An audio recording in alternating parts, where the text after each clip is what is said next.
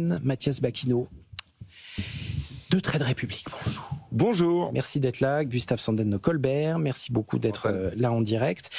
Bon, on le disait, finalement, le marché s'habitue aux mauvaises nouvelles.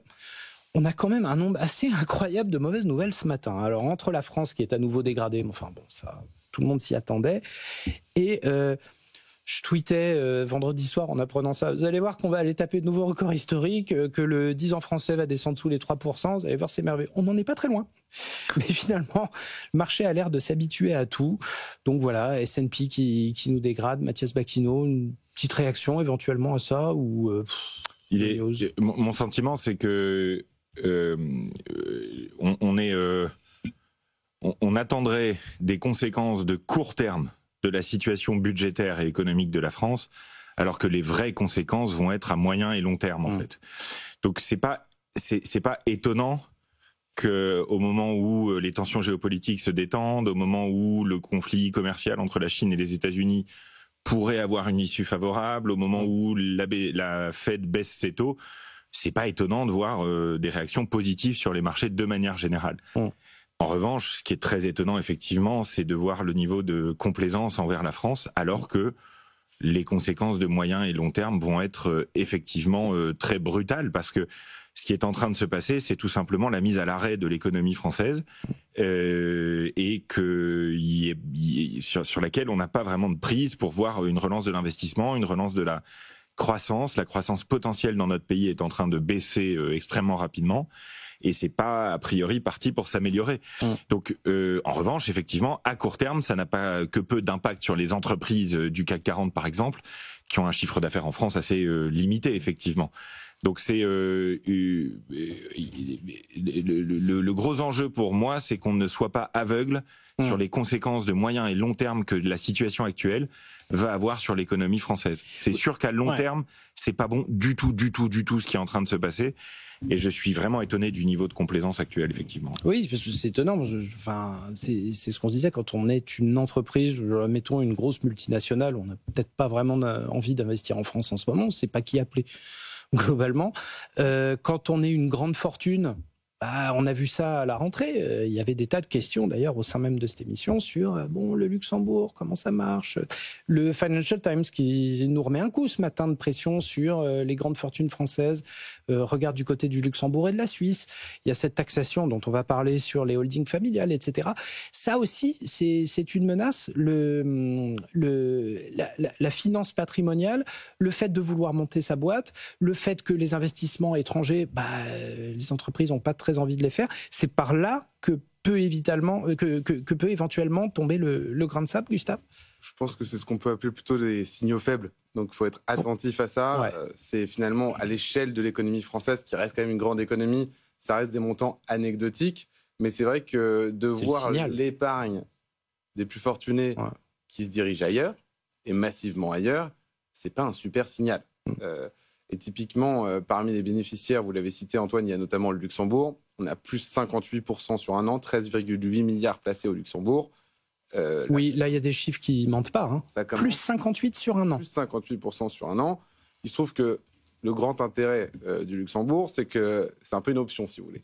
C'est-à-dire que vous restez en France, vous disposez du même cadre fiscal que l'assurance vie française, mais vos capitaux ne sont plus là. Donc typiquement, personne ne peut venir se servir dans votre poche et vous ne dépendez pas finalement d'un risque spécifique ou d'un risque pays qu'impliquerait la France. Et le deuxième petit avantage qu'ont certainement bien compris ces 13,8 milliards d'euros placés, c'est qu'en fait, cette assurance vie luxembourgeoise est transparente selon votre pays de résidence. Donc là, par exemple, vous habitez en France, vous avez donc cette fiscalité qui est la même que si vous aviez un contrat d'assurance vie français. Mais imaginons demain, vous décidez de déménager à Dubaï pour faire tout pour investir à Dubaï, Antoine. Du coup, ma foi, la fiscalité de Dubaïote qui s'appliquera. Et surprise, il n'y a pas d'impôt sur les plus-values là-bas. Donc curieux, n'est-ce pas ? Curieux, n'est-ce pas ? Mais voilà. Donc c'est pour ça que je préférais parler d'options, puisque pour l'instant, en fait, ces contribuables, pour la plupart, sont toujours fiscalement domiciliés en France. Simplement, ils choisissent de déposer leurs actifs, et tout en les déclarant et en toute légalité, à l'étranger. Et je pense que c'est plus des gens qui cherchent à se prémunir du risque extrême que de gens qui cherchent à échapper à l'impôt. Ça, c'est assez intéressant. Ça dit le niveau de crainte. On n'est pas dans l'optimisation fiscale. On a le même cadre fiscal que le cadre fiscal français sur l'assurance vie. En revanche, on est dans le stress économique structurel. Et ça, c'est pas une meilleure nouvelle. Ouais. Effectivement. Le vrai sujet, in fine, c'est peut-être ce qu'on pourrait appeler le francocentrisme. C'est-à-dire qu'en France, c'est comme si, à l'heure actuelle, le monde extérieur n'existait pas.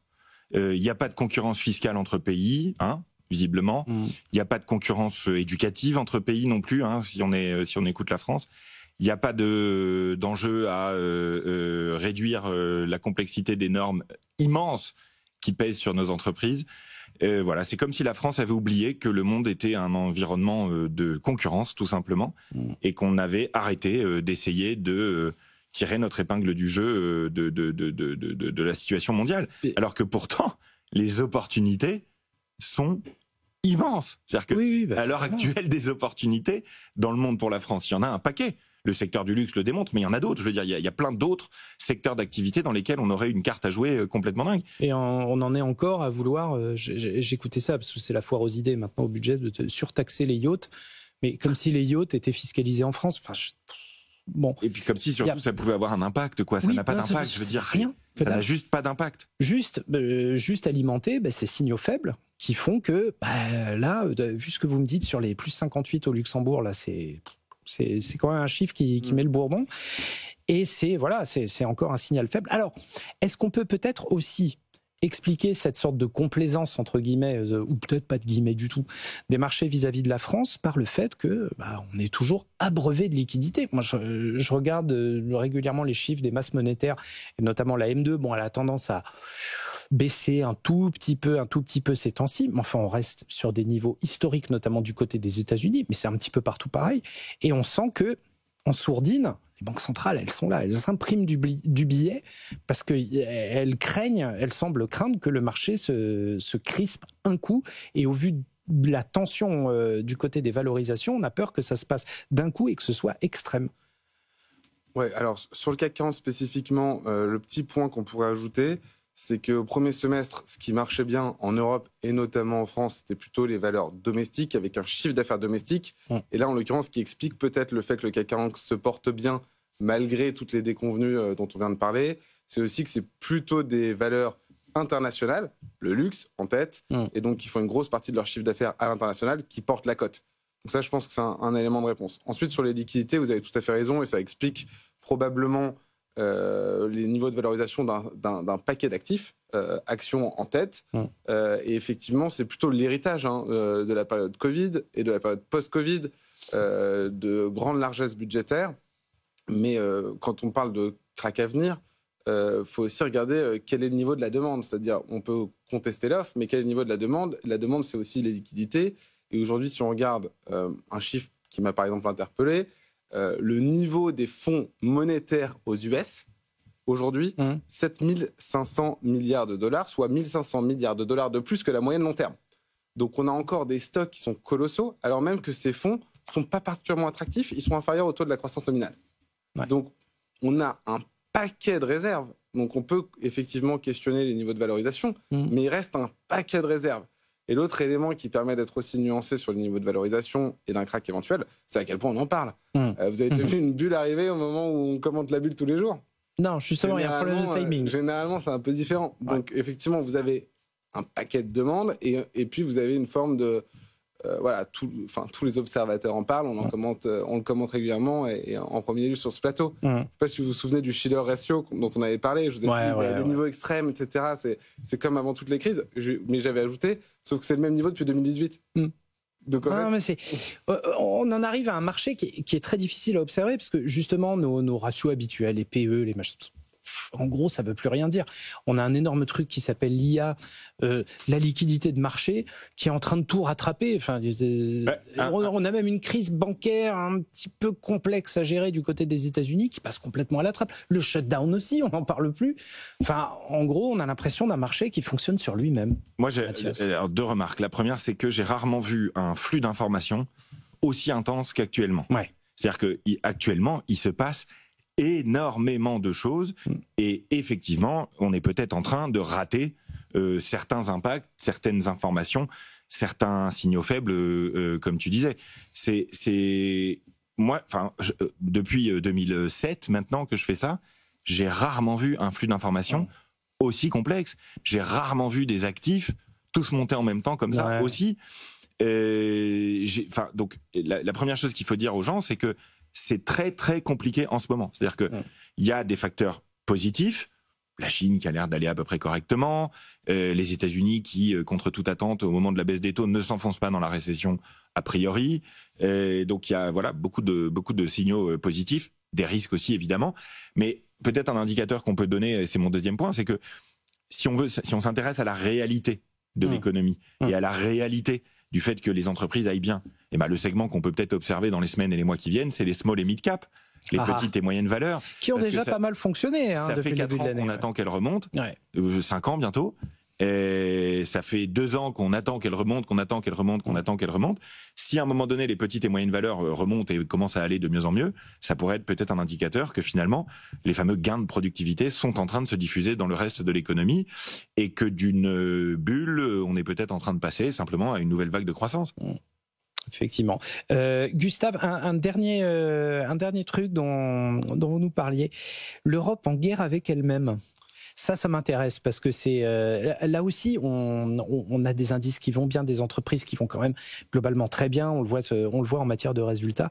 Et puis il y a cette espèce de ralentisseur inévitable qui est l'Europe elle-même qui des fois joue contre son camp et c'est le coup de gueule d'un très gros gestionnaire de fonds là-dessus. Je l'ai pris pour faire plaisir à Mathias parce que c'est son nouvel associé dans Trade Republic, parce que c'est le CEO d'Apollo, Mark Owen. Pas exactement associé, mais en tout cas, c'est effectivement l'un des leaders en fait du non-côté mondial. Très très gros fonds, Apollo. Qui a annoncé, comme la plupart des géants américains, KKR, Blackstone, BlackRock, des montants d'investissement sur le non-côté européen qui sont absolument astronomiques. Ils considèrent que le besoin en Europe est largement supérieur aux besoins aux États-Unis. Pour autant, là, invité à une conférence en Europe, il disait en fait, votre principal problème, c'est vous-même, c'est-à-dire que vous légiférez contre vous-même. Tous les problèmes qu'on a aux États-Unis, et ils sont nombreux, vous les avez, mais en pire. C'était ça sa rhétorique. Je trouvais ça assez intéressant parce que son point de vue, il est finalement constatatif. Il n'a pas d'agenda particulier. Et effectivement, on le sait, on s'en rend compte. On a parlé ici 1000 fois de l'union des marchés de capitaux. De tout ce qu'on pourrait faire pour effectivement juste simplifier un petit peu. Tout le monde a envie d'investir en Europe. Juste nous, on ne crée pas le cadre pour le faire et c'est un peu dommage. Il y en a eu une très bonne en fin de semaine, je ne sais pas si vous avez vu, c'est Friedrich Merz qui disait mais ce serait bien qu'on ait un marché européen actions vraiment unifié. Et Euronext qui a communiqué en disant « Ah mais nous on est d'accord, il n'y a pas de souci ». Bon, on n'a jamais pu mettre la main sur Deutsche Börse, principalement pour des raisons de concurrence, alors que on pourrait frapper fort là-dedans. Donc encore une preuve que l'Europe joue un petit peu contre son camp, Mathias.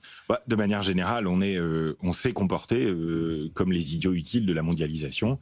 L'absence totale de réaction de notre part en tant qu'Européens à l'offensive extrêmement agressive de Donald Trump sur le dollar face à l'euro est un exemple. Je veux dire, le fait que dans les dîners en ville, nos intellectuels s'amusent de cette blague disant que les États-Unis ont les GAFA, les Chinois ont les BATX et l'Europe a le RGPD. Voilà, c'est-à-dire que là où les États-Unis innovent, la Chine copie et innove de plus en plus d'ailleurs. Et j'attire l'attention de nos téléspectateurs sur le secteur de la robotique en Asie, qui à mon avis est la version hardware du phénomène IA software aux États-Unis, qui à mon avis viendra d'Asie. Donc il y a des perspectives quand même énormes aussi côté Asie. Et en Europe, nous on régule. Voilà. Alors on était effectivement le premier continent à avoir un élément de régulation de l'intelligence artificielle, c'est bien, mais on n'a que un Mistral AI du coup, et un ASML, on n'en a pas 15, comme aux États-Unis. Voilà. Donc c'est une évidence, qui est en train de se diffuser quand même pas mal dans la société, et je dirais que le mot-clé de cette nouvelle réalisation de l'Europe, qu'on a un vrai problème tout simplement dans notre cadre, c'est le mot bureaucratie, qui est en train de s'imposer un peu partout, comme un problème évident. Voilà, après, évidemment, je note quand même un signal faible. Je note que j'ai entendu plusieurs politiques français, ces 2 dernières semaines, changer radicalement de mode de discours. J'ai observé plusieurs politiques qui, du jour au lendemain, après 15 ans de langue de bois, avait un discours d'un coup, très honnête, très direct. Peut-être que c'est le signe d'une prise de conscience chez nos dirigeants. Ouais, un petit ras-le-bol en général du côté de la situation budgétaire qui libère un petit peu la parole à ce niveau-là. Gustave Sanden de Colbert, merci d'avoir été avec nous. Mathias Bacchino, merci. Trade République, merci d'avoir déchiffré cette actualité économique passionnante encore une fois avec nous ce matin.